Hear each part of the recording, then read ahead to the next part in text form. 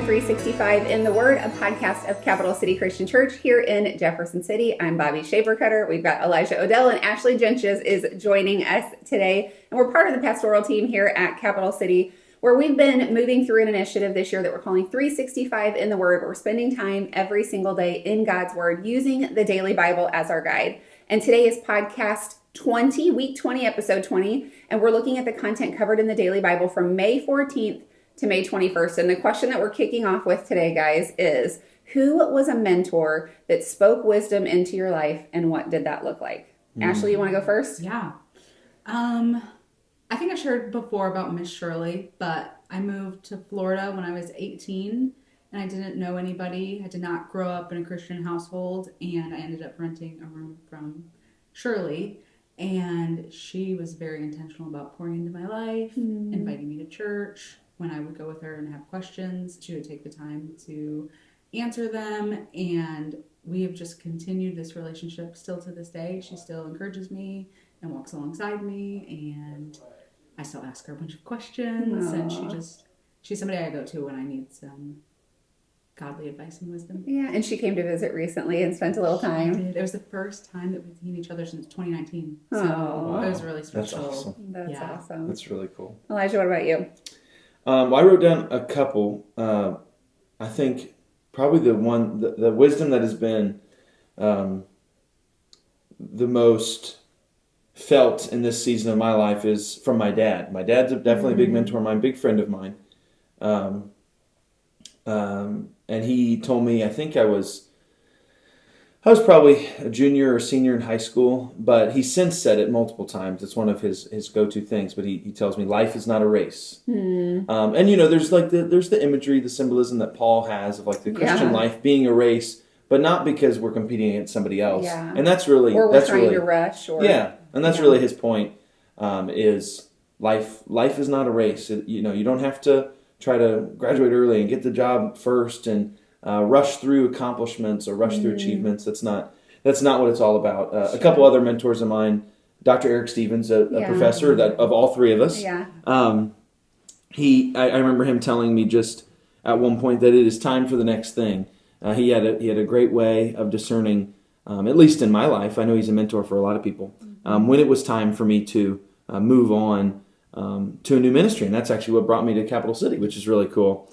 And then Dr. Billy Struther, my preaching professor, or one of my preaching professors, and then my home church minister, Jeff Fall.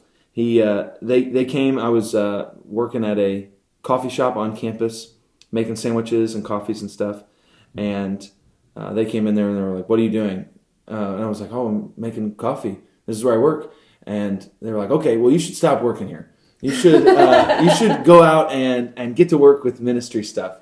Which, of course, you can make anything in ministry. Sure. But they were so encouraging for me to preach and to teach. And so they just told me to take every opportunity to do what you feel called to do. And I, as much as I love coffee, I didn't feel called to be making coffee. I did feel called to preach. And I was kind of...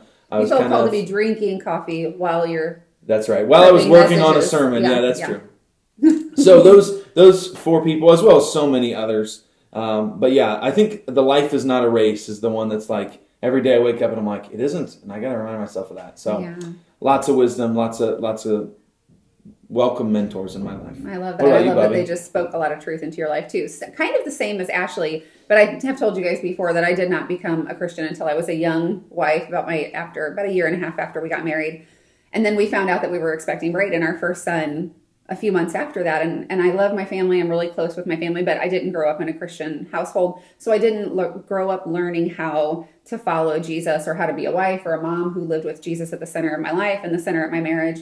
So in those early years of just becoming a Christian, I was so desperate for somebody to show me what to do. I mean, I devoured the Bible because I didn't have a ton of people pouring into my life. And I'm like, I'll just keep digging into the Word, and we're going to get to how that's helpful here in just a little bit. But I was really desperate for like a more mature believer to come alongside of me in those early days. And I had some friends who were a little bit further along in the journey that kind of walked with me. But whenever I had moved churches, so I had been a Christian now for about 6 years, but I had little bitties and I was still trying to figure out life. And we were in a really hard season of life. in that season, and I had joined a Bible study, and the purpose of this Bible study was for it was called Apples of Gold. The older women in the church partnered with younger women in the church. That's and cool. they kind of did this like really practical mentorship of like, how do you prep a meal? How do you cook for your family? How do you order groceries? Like just the simple things. And then we would show up, they would teach us how to cook this meal, how to grocery shop for it, how to cook for it. And then we would go downstairs and a team of volunteers would prepare the meal while we did Bible study with a team of older women. And then we would come upstairs and enjoy the meal together and just have conversational fellowship. Awesome. It was amazing. And so anyway, I did that for a while, and I met a really sweet lady named Carol, and that she is probably, I don't exactly know how old she is. I've never asked, but I know she's at least 3 decades older than I am. And she kind of journeyed with me in that class. But then after the class was over, she knew I was struggling. We were in a hard season, and she just showed up on my porch one morning. And she was like, all right, here's the deal, friend. You need somebody to walk with you, and I'm going to be that person. So she would just show up and like, let's go grab a coffee. She would come over and just sit down at my house and play with my kids and talk with me, and we'd meet out all the time. But she just became somebody who really intentionally walked with me and poured into my life. And it was at her insistence, I guess, that happened. But it has been something that I have been so grateful for. And she taught me how to study the Bible. She taught me how to pray, but she also just taught me really practical things about being a mom and a wife that I didn't have really Christian context for. And that season didn't last forever. Like, it was a short-lived season where she would show up multiple times a week on my porch, just like, all right, here's what we're talking about today. Here's what we're leaning into today. Here's what we're praying about today. But after that, she has continued to mentor younger women. She has done Apples of Gold for years, this ministry, but she regularly just picks some people in that group to walk alongside and to keep pouring into. But she still checks in on me periodically, and will just send, like, if I do something and he sees it on social media, she's the first to be like, I'm proud of you, and let's do it. And it's just been such a neat, it's been such a neat blessing in my life, and it has changed dramatically the way that I follow Jesus. I really don't think that my life would look like it looks right now. I definitely wouldn't be in ministry. My family wouldn't look like it looked. My marriage probably wouldn't look like it looked without her investment into my life. So I've been really thankful for that. That's really cool. Yeah, it is really cool. So a few thoughts kind of came into my mind this week as we stepped into the Proverbs, because the Proverbs are wisdom literature. We know the primary purpose of the Proverbs was to provide practical wisdom for everyday life, kind of like Carol did for me. And as I said, like, when I didn't have somebody in my life, I would just dig into scripture. I didn't really know where else to go. So I would just devour the word of God, trying to glean all of the wisdom I could. And Proverbs is specifically situated in the Bible as really practical wisdom from people who have gone ahead and who faithfully followed God. So the Proverbs tend to center on some really practical everyday things, like our speech, our thoughts, our relationships, what we engage with, how we engage with it, our work, and then just general wise principles that lead us towards a better life. And Proverbs 4 was found in the daily reading on May 17th, and it really stood out to me for a few reasons. First, I think it stood out to me because Solomon shares wisdom that was passed down from his own father, which, kind of like you said, it's really amazing. It's amazing when you've got somebody that it hasn't been a part of your life that steps in to invest in you, but it's also really amazing when you've got godly family who's gone ahead and can kind of, from your early years, instill principles in you and help you grow. Yeah. And that's kind of what we see in the Proverbs, and especially in Proverbs 4 with Solomon. And he's kind of highlighting the responsibility that mature believers need to mentor and guide those who are younger and newer to the faith than they are. And a saying that I've heard often is that we should always have somebody that's ahead of us that is teaching us, and somebody behind us that we're pouring into and encouraging. And like I said, I was pretty lucky. Carol reached out to me, but I think, to my maybe credit, and maybe not even intentionally, maybe just because I felt desperate. I don't know that I was doing it with the intention of gleaning a mentor, but I put myself in a position to learn from her. Yeah. So maybe just something practical that we can each do is we can each consider in our own lives, who is somebody that we can learn from? And is there somebody ahead of us that we can engage in relationship with? And is there somebody that's newer and younger to the faith that we are, that we can share our lives with? The learning and the mentorship and comes pretty naturally as we just do life together. But maybe we have to step in and seek those people out, or at least position ourselves near enough to them that we can learn. And I guess just a really practical way to do that is to join a group or join a class where there are people of different generations that you can be a part of, or even people maybe the same age as you, but people who are more mature in their faith and who've been following Jesus a little bit longer that you can learn from. And then just be bold enough to invite them out. I'm so thankful that Carol was bold enough to just show up on my porch and be like, hey, we're hanging out today and here's what's happening.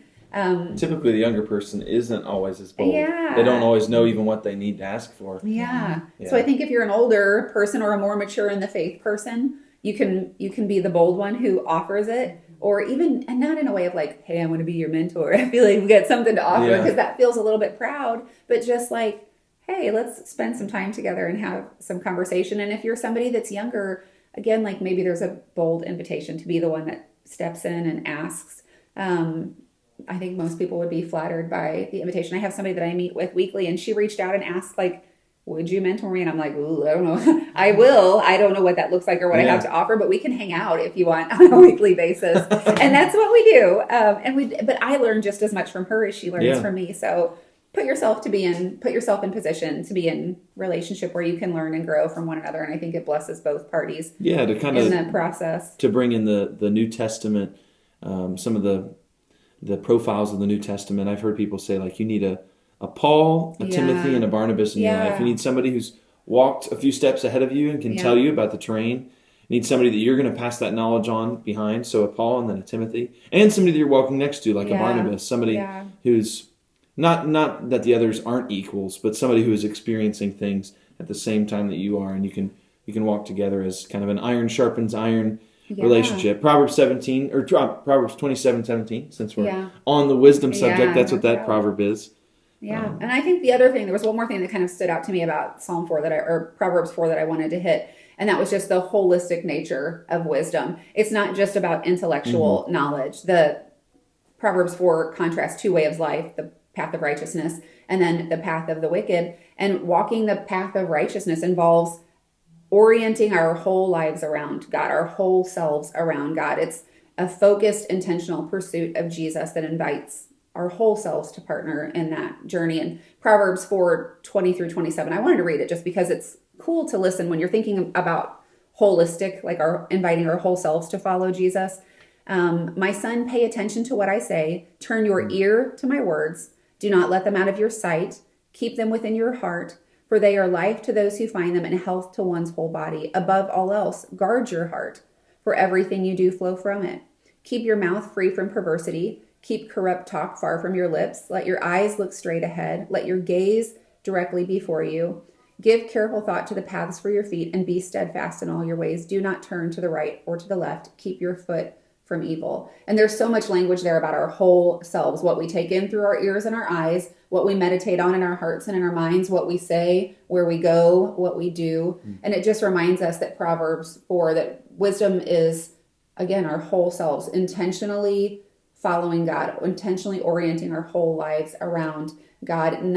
Our faith shouldn't just be a statement about what we believe. It should be a holistic way that we're living where God's at the center of everything. So those are kind of the things that stood out for me this week. Man, that's great. Yeah. Elijah, what you got this week? What jumped out at you? Well, we only have a couple weeks that we're going to be spending in the Proverbs. And like you said, it's important to know what kind of book Proverbs is compared to the rest of the Bible and just compared to the rest of literature. So we've made it through a lot of the books of history and the books of law, and we've experienced those. We've trudged through some of that. The book of Proverbs is totally different as far as just the nature of what a proverb is. The Hebrew nation is not the only nation, it's not the only religion even that has proverbs. And in a way, all truth is God's truth. Yeah. Right? Just because it's not in the Bible doesn't mean that it's not true, but we do know that everything in the Bible is true. Right. And the nature of the Proverbs' truth can sometimes feel a little bit different than others. So I hear the phrase all the time, the Proverbs are proverbs, not promises. And so the way that I kind of understand wisdom literature in the Old Testament, it helps to look at all of the different books together. You've got Ecclesiastes, Song of Songs, Proverbs, you've got Job, and Psalms. And Proverbs exists as, here is some general rules of thumb for what life will be like. Here's a general return on investment. If you are a fool, then Bad things are going to happen to you. Right. And if you're wise, then good things are going to happen to you. However, you can be wise and bad things happen. Sure. And they will happen. And you can be a fool and suddenly you're at the top of things. Yeah. And that's actually kind of what the other books demonstrate. Ecclesiastes kind of teaches us this, that, a lot of the stuff that we spend our time on, most everything, is worthless. And compared to the higher way of God. Job talks about what happens when somebody who's good does all the right things and bad things still happen. So Proverbs and Job and Ecclesiastes, when we kind of harmonize all of those things, we see, the Proverbs aren't promises; they are general rules of thumb. Yeah, and that's what they're principles. That's right. That's what my Old Testament professor, Dr. Suma, always told me. He was like, "These are not promises.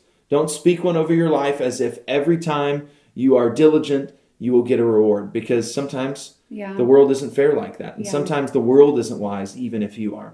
That being said, Proverbs are generally pretty self-explanatory. I mean, they're simple. Like Proverbs 27:17, I have like a wood cutting of that on my wall that one of my friends gave me. And Proverbs 27:17 is, as iron sharpens iron, so one friend sharpens another. Mm-hmm. That makes sense, right? Yeah. We are built up by our interactions with each other, and sometimes even by the friction that we have between each other.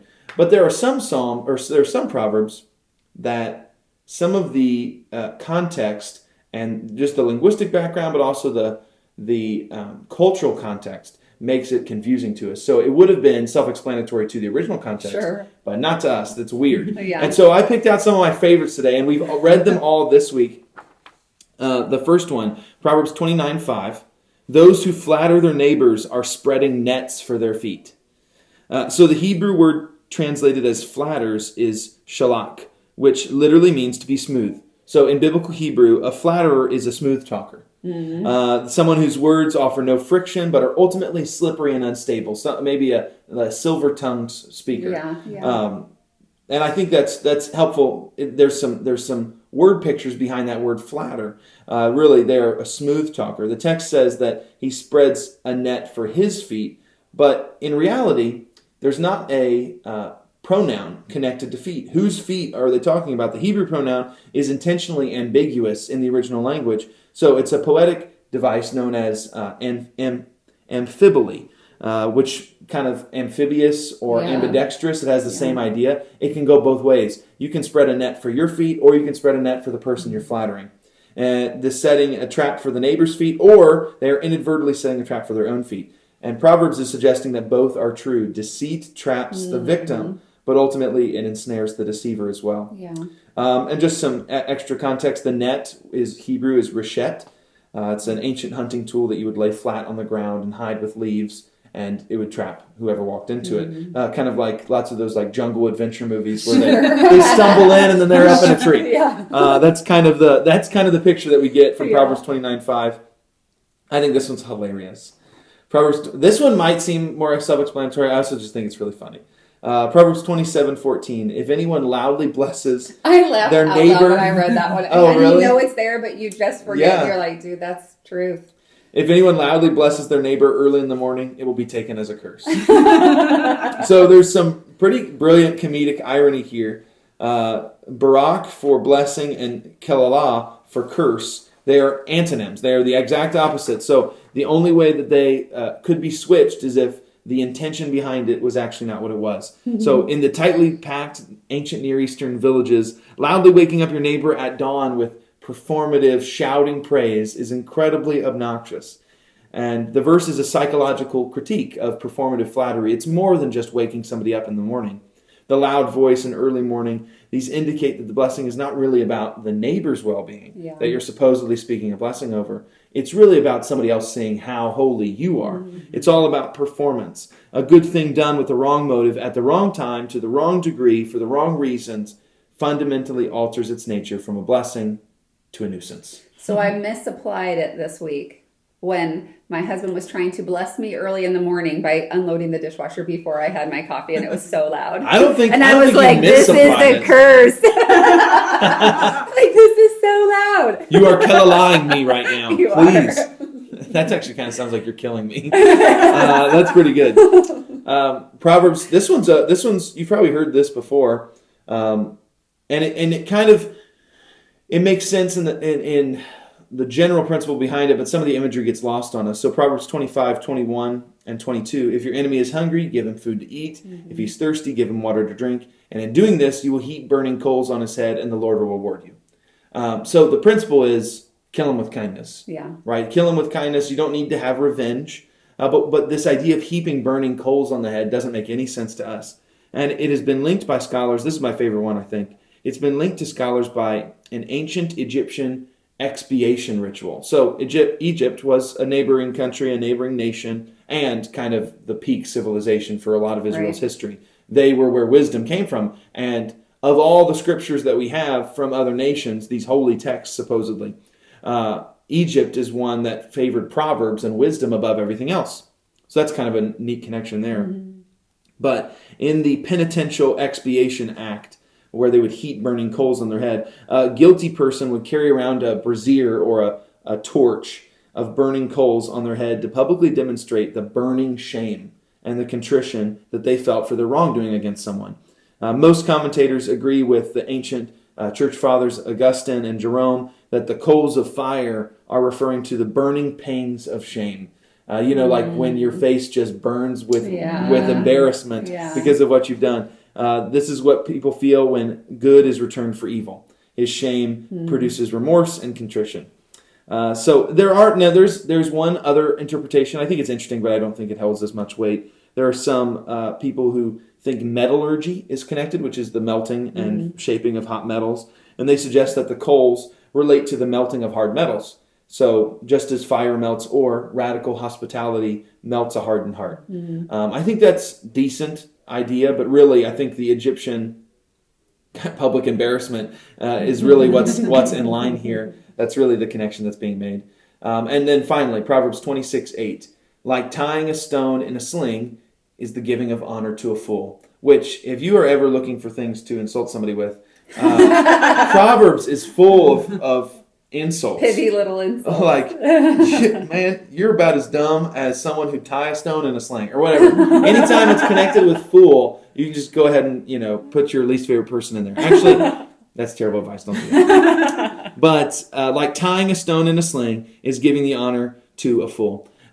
Which, that kind of sounds... Isn't that what you're supposed to do with a sling? You're supposed to put a stone in a sling.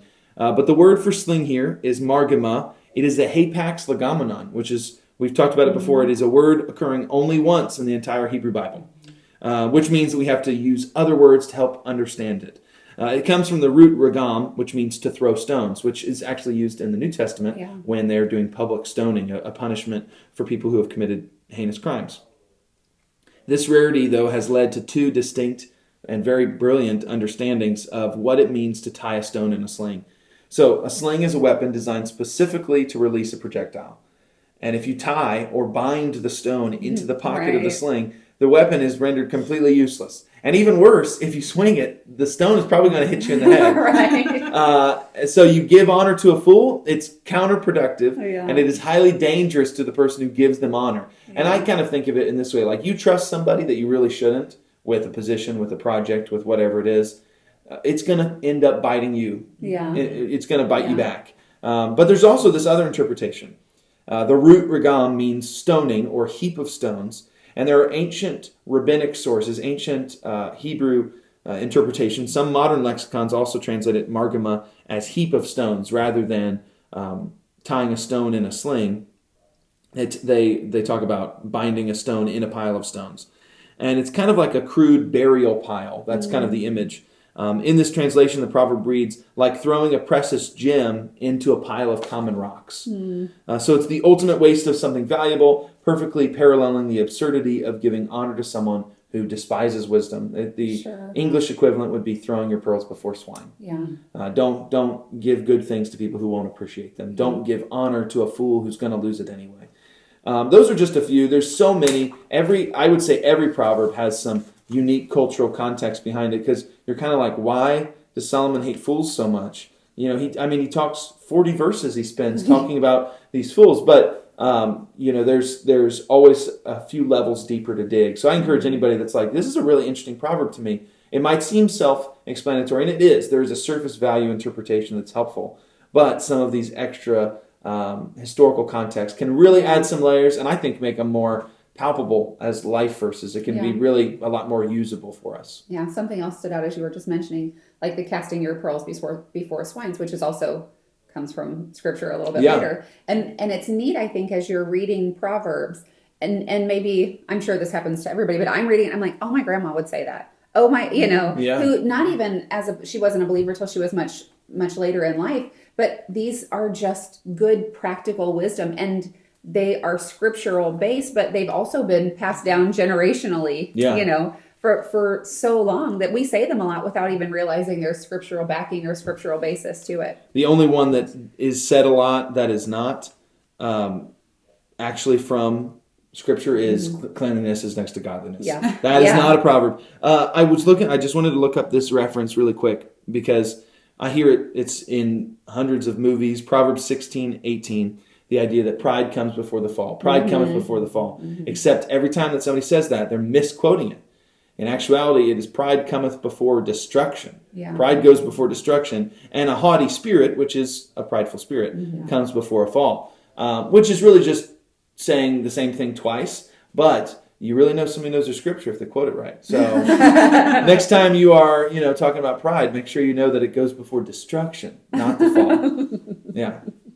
I love Proverbs. I think there's so many fun layers and rabbit holes to dive down. Yeah. And you do end up leaving being like, this was really practically helpful. I feel like I've learned something that I can live out today. Yes. I journal while I read scripture. So I have my Bible, but then I also have a notebook that I'm constantly jotting things down. And I have found myself, I read a week ahead without even realizing I had read a week ahead, because there's so many great ones that you're like, oh, I want to make sure that I write that down. You've read it, you've heard it, but every time it hits you differently. And you're like, oh, in this season, this proverb really stands out to me. Or in this situation, this proverb. So I had like 4 pages of Proverbs that I had written down. And I'm like, oh man, I've been sitting here for a long time. I have just read all of the Proverbs. I'm way far ahead because there's just so many good practical things that you can apply and glean. So Ashley, that'll never hurt. Read a little bit ahead. That's great. For sure. Ashley, what jumped out to you this week?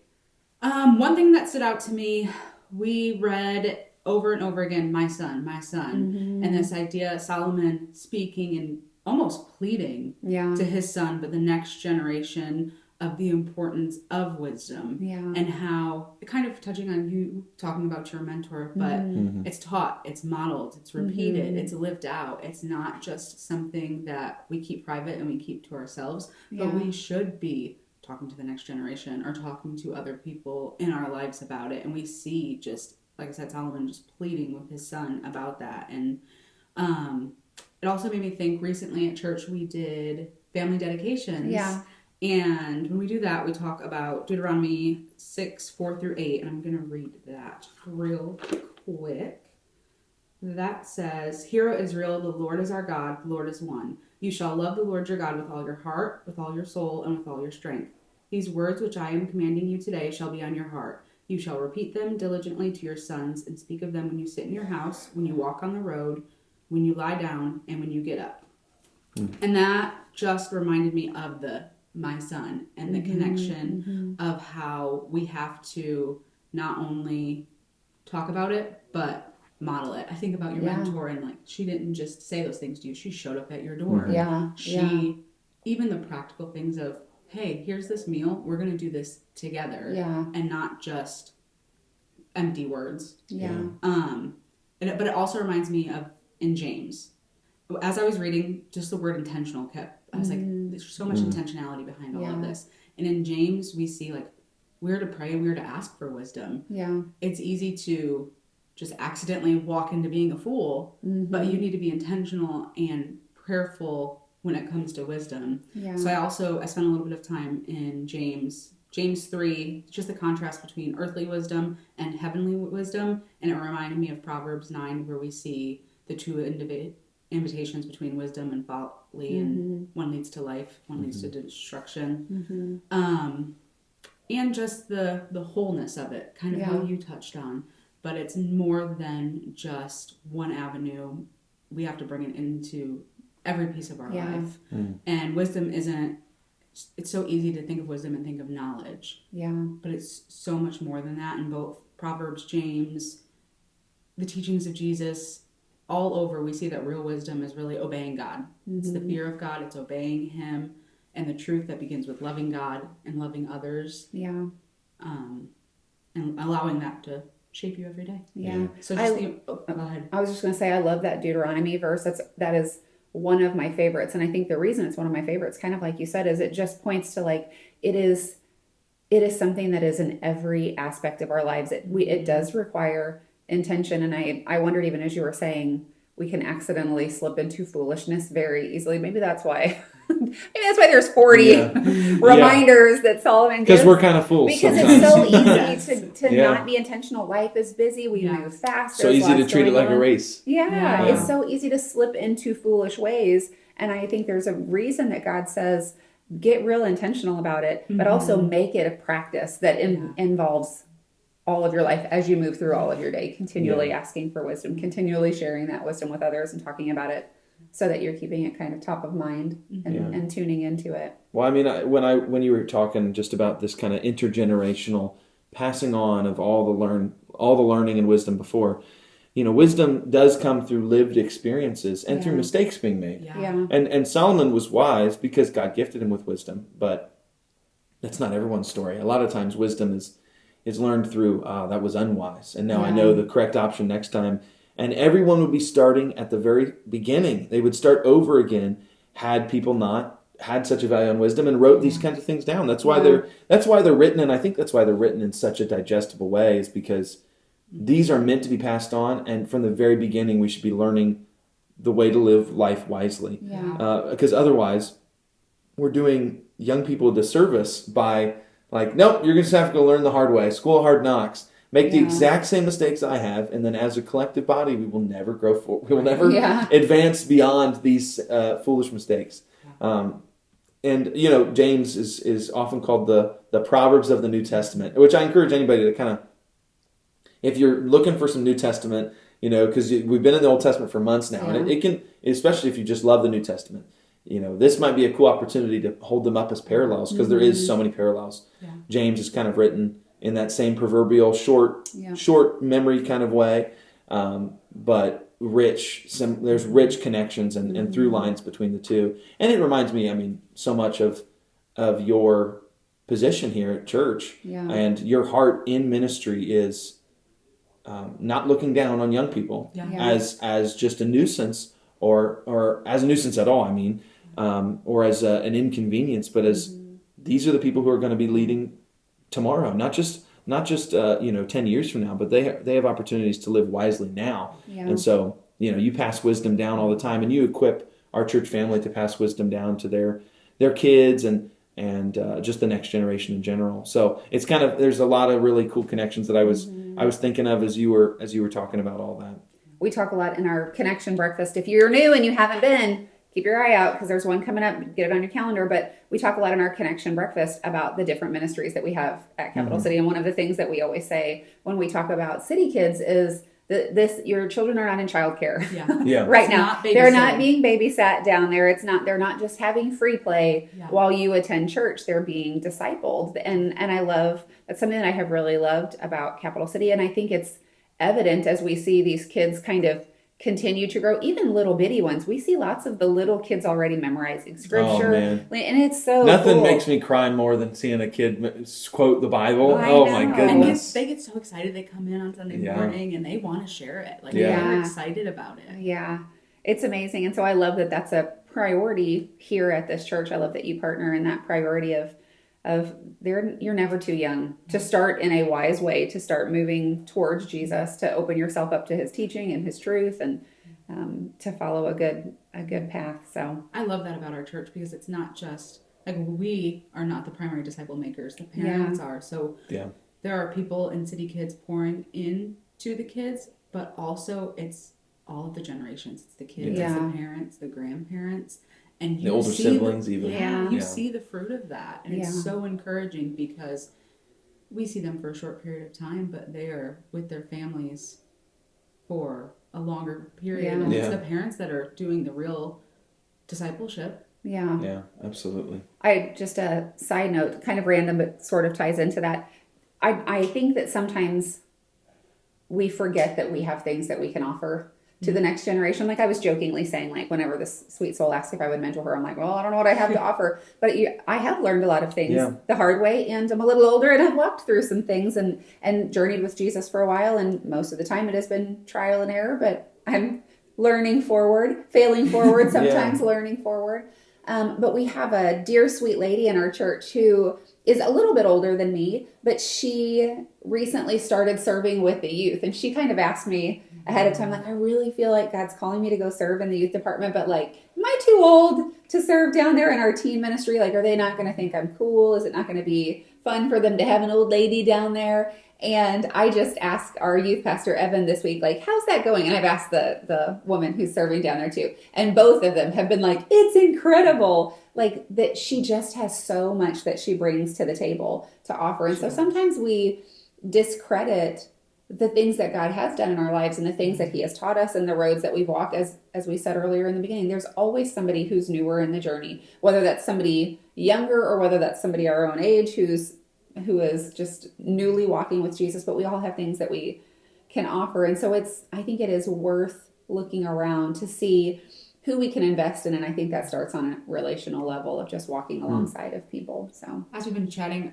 it made me think of similarly, but on the opposite end, I hear so many of our students who they feel comfortable enough to have those conversations of, we have a couple kids who want to go into full-time vocational ministry and they're praying and discerning about that. And it's been so encouraging to see that, well, like it's welcomed. Yeah. There's a place for them to learn and grow and ask questions. So their age, on the opposite side, being young, doesn't hinder them, doesn't hold them back, which it shouldn't. Just like Timothy, like didn't let his age stop him. And so encouraged by the next generation and just their willingness to be bold and ask. Yeah, I agree. So good. All right. Well, that's kind of all we have for this week. Thanks for joining us. We want to remind you we don't have any questions this week, but if you've got questions, send us an email at nextsteps@capitalcitychristian.net. Just drop podcast there in the subject line so we can jump in and answer that question. We look forward to seeing you back here on the podcast or at Capital City Christian Church.